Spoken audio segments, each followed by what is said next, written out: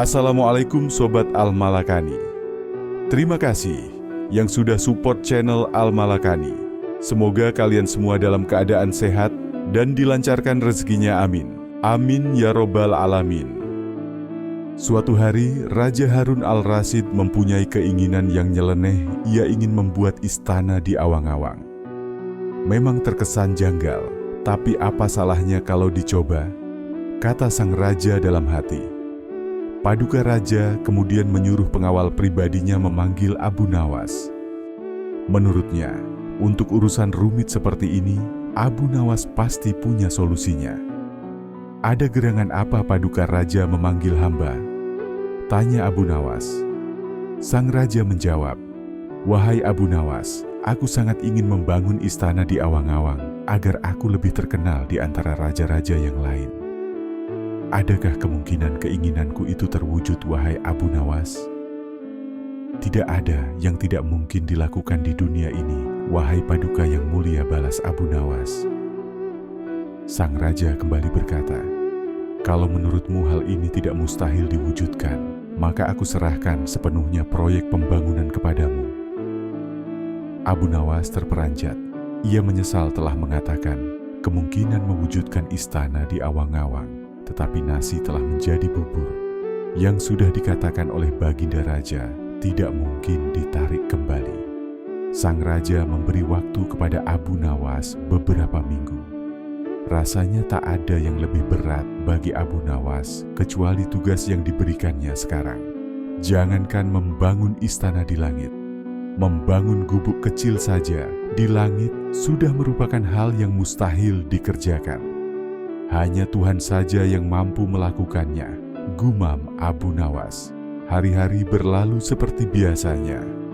Tak ada yang dikerjakan Abu Nawas, kecuali memikirkan bagaimana membuat sang raja merasa yakin kalau yang dibangun itu benar-benar istana di langit. Seluruh ingatannya dikerahkan dan dihubung-hubungkan. Abu Nawas bahkan berusaha menjangkau masa kanak-kanaknya, sampai ia ingat bahwa dulu ia pernah bermain layang-layang. Inilah yang membuat Abu Nawas girang. Ia tidak menyia-nyiakan waktu lagi. Bersama beberapa sahabatnya ia merancang layang-layang raksasa berbentuk persegi 4. Setelah layang-layang tersebut selesai dibuat, baru Abu Nawas melukis pintu-pintu serta jendela-jendela dan ornamen-ornamen lainnya hingga menyerupai istana.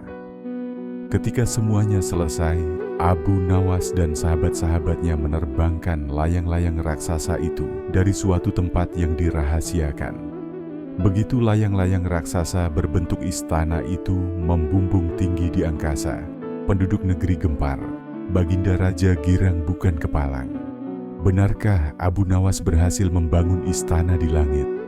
Tanya sang raja dalam hati. Dengan tidak sabar, beliau didampingi beberapa orang pengawal bergegas menemui Abu Nawas.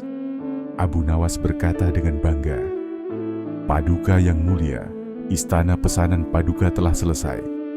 "Engkau benar-benar hebat, wahai Abu Nawas," kata Baginda Raja memuji Abu Nawas. "Terima kasih Paduka yang mulia," jawab Abu Nawas. "Lalu bagaimana caranya aku ke sana, wahai Abu Nawas?" tanya Paduka Raja. "Dengan tali tambang Paduka yang mulia," balas Abu Nawas. "Kalau begitu, siapkan talinya itu sekarang. Aku ingin segera melihat istanaku dari dekat," kata Baginda tidak sabar. "Maafkan hamba Paduka yang mulia. Hamba kemarin lupa memasang talinya, sehingga seorang kawan hamba tertinggal di sana dan tidak bisa turun," jawab Abu Nawas. "Bagaimana dengan kamu sendiri, wahai Abu Nawas? Dengan apa engkau turun ke bumi?" tanya Baginda Raja. "Dengan menggunakan sayap Paduka yang mulia," kata Abu Nawas dengan bangga. "Kalau begitu buatkan aku sayap supaya aku bisa terbang ke sana," jawab Baginda. "Paduka yang mulia, sayap itu hanya bisa diciptakan dalam mimpi," kata Abu Nawas menjelaskan. "Engkau berani mengatakan aku gila sepertimu?" tanya Baginda sambil melotot. "Iya, Baginda, kurang lebih seperti itulah," jawab Abu Nawas tangkas. "Apa maksudmu, wahai Abu Nawas?" tanya Baginda lagi. Baginda tahu bahwa membangun istana di awang-awang adalah pekerjaan yang mustahil dilakukan. Tetapi Baginda tetap menyuruh hamba mengerjakannya, sedangkan hamba juga tahu bahwa pekerjaan itu mustahil dikerjakan. Tetapi hamba tetap menyanggupi titah Baginda yang tidak masuk akal itu. Kata Abu Nawas berusaha meyakinkan Baginda. Tanpa menoleh, Baginda Raja kembali ke istana diiringi para pengawalnya.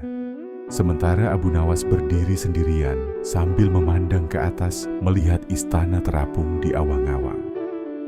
Sebenarnya siapa di antara kita yang gila? Tanya Baginda Raja mulai jengkel. Hamba kira kita berdua sama-sama tidak waras tuanku, tapi lebih duluan yang punya ide, jawab Abu Nawas sambil senyum dan tanpa ragu. Sampai bertemu lagi di kisah selanjutnya. Semoga cerita tadi bisa menghibur kalian semua. Assalamualaikum warahmatullahi wabarakatuh.